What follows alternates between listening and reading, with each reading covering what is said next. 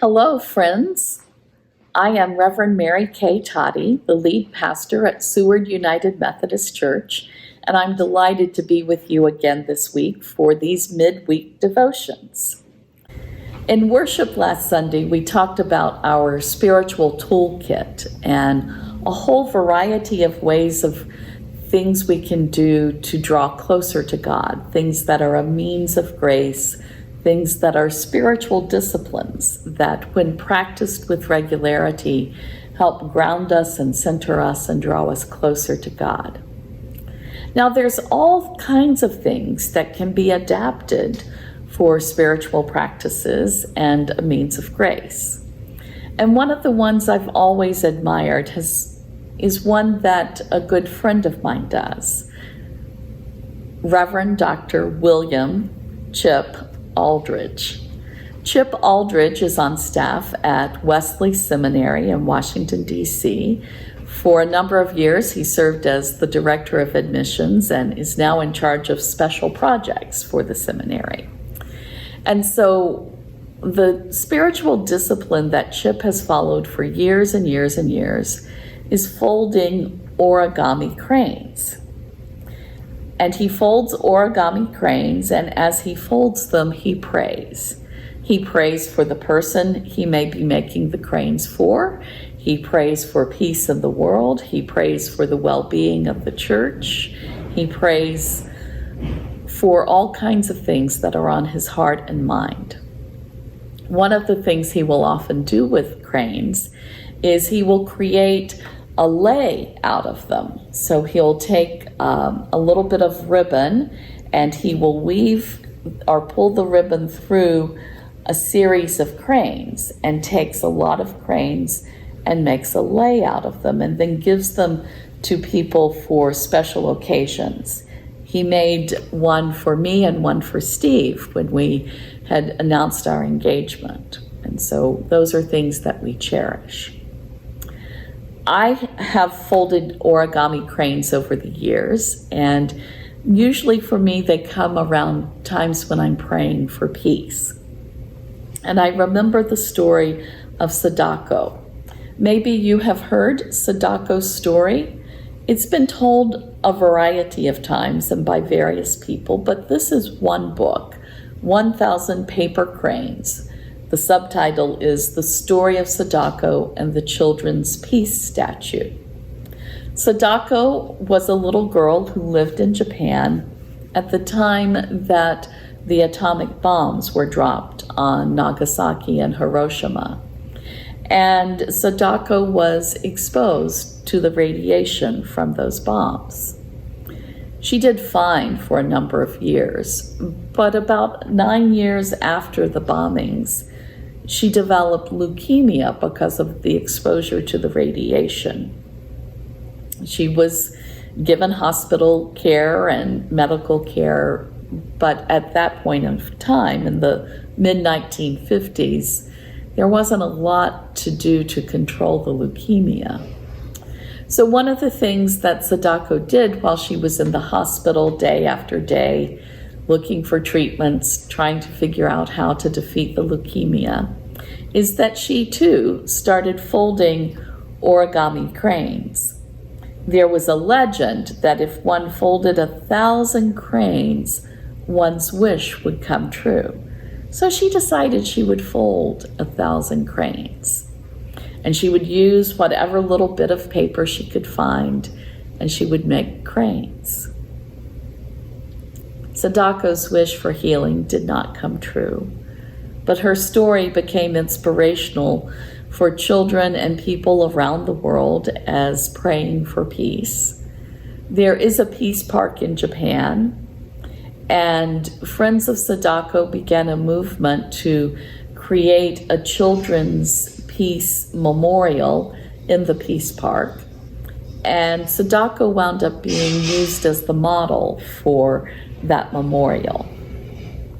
I think one of the things I would love to do someday, I guess it's one of those items that's on my bucket list, is I would like to fold 1,000 paper cranes and send them or deliver them to the Peace Park in Japan.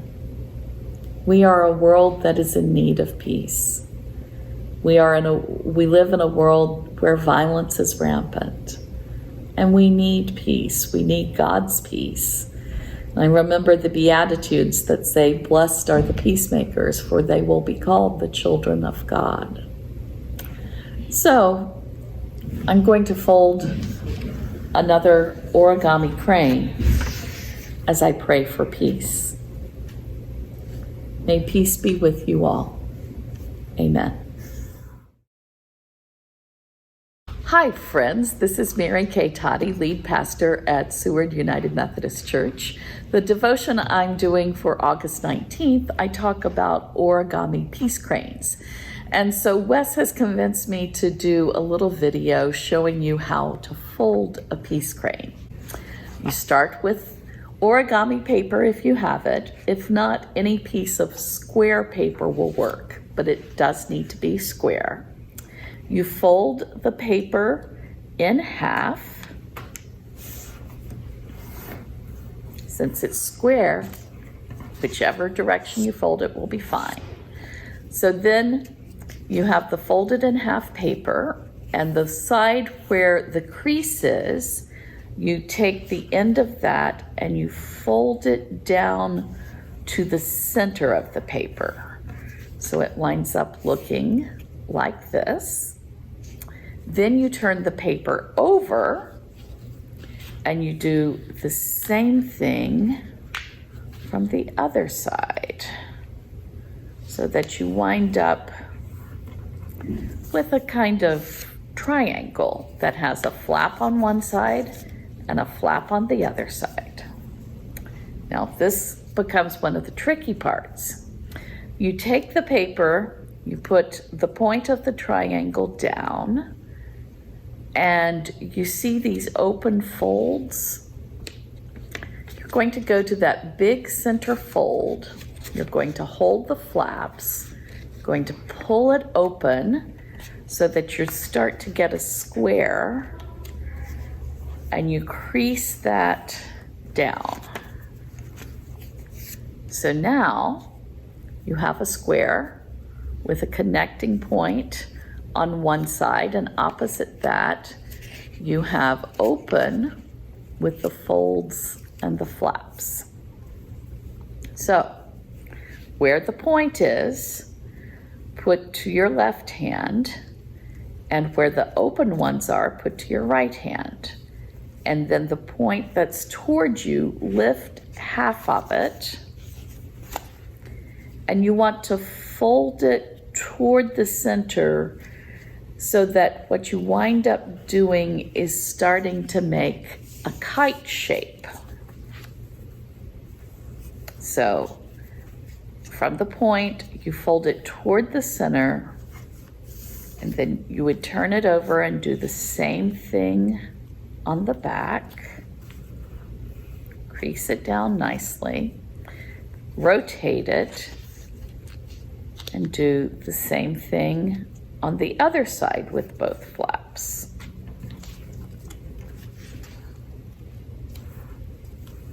So again, the close point would be the top of the kite shape, and then the loose points at the bottom.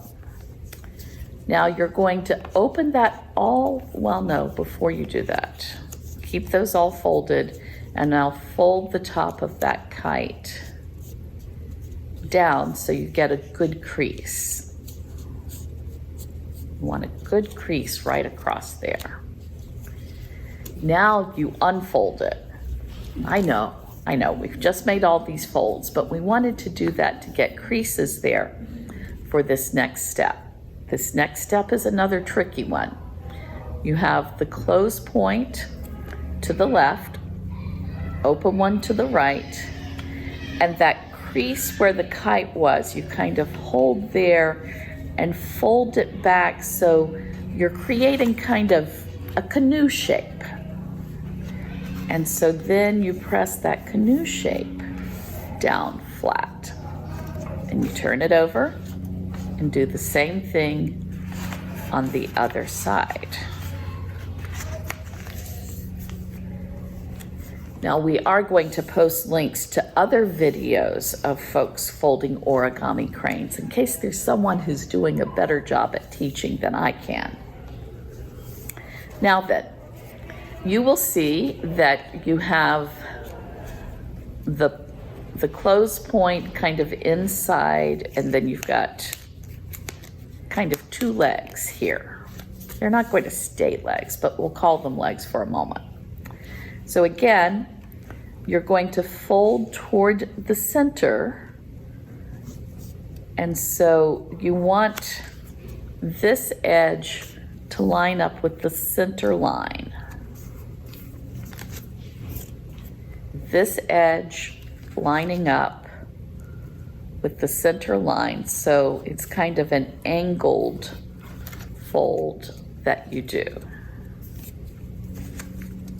You do it with all four sides.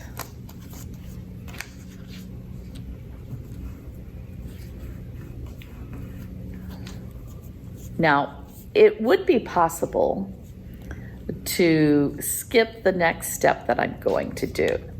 I like doing the next step because it's what enables the cranes to kind of pop out a little and be able to stand up. But many people fold cranes without doing this next step, and that's fine too. So this next step, again, you want to take the outside edge and fold it to that center line. And you do that the 4 times. So it's kind of a repeat of the step that we just did, just doing it another time.